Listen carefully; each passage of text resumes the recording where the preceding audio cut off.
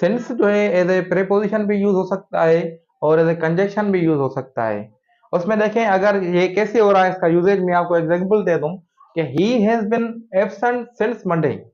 तो प्रीपोजिशन क्या होता है कि ये रिलेट करता है ना एक नाउन को या दूसरे नाउन से या प्रोनाउन से। तो इसमें देखें, तो ये देखें ये सिंस जो है इसमें प्रीपोजिशन के तौर पर यूज हो रहा है। ये क्या है, ये नाउन है और ये रिलेट कर रहा है ही से, कि ये जो है ही जो है एब्सेंट है जो है मंडे से। ठीक है। और दूसरी पॉइंट जो है ये ऑलरेडी हमने कवर की है कि प्रीपोजिशन के बाद जो है हमेशा नाउन आता है। उसके बाद अगर मैं आपको दूं कंजक्शन के तौर पे कैसे होता है, कंजक्शन जो है ज्वाइनिंग वर्ड होता है। ये दो वर्ड्स, दो फ्रेजेस, दो क्लॉजेस को जो है आपस में ज्वाइन करता है। अब एग्जांपल देखते हैं। Since he was absent he could not complete the work.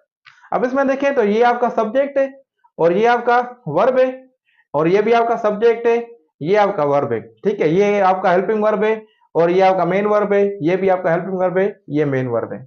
तो सिंस जो है ये कनेक्ट कर रहा है इस क्लास को और इस क्लास को। ये क्लास है ना, सब्जेक्ट वर्ब मिला के आपको क्या क्लास देते हैं ना। तो ये क्लास 1 है, ये क्लास 2 है, इसमें भी सब्जेक्ट वर्ब है। ठीक है। तो सिंस जो है आपका जो है एज ए कंजक्शन के तौर पर यूज हो रहा है। तो इस केस में देखें तो आपका सिंस ना के आपका प्रीपोजिशन है बल्कि एक जो है कंजक्शन है। ठीक है।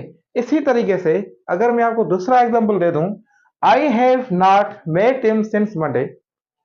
ठीक है।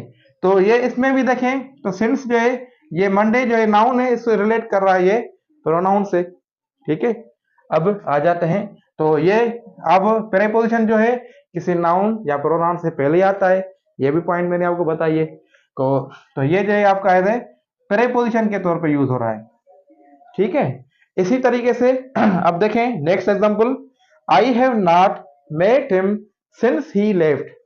आई have not met him since he left. इसमें देखें तो आपको आई जो है ये क्या है, आई जो है आपका एज ए सब्जेक्ट है और ये आपका वर्ब है और इसी में ही आपका सब्जेक्ट है, ये आपका वर्ब है।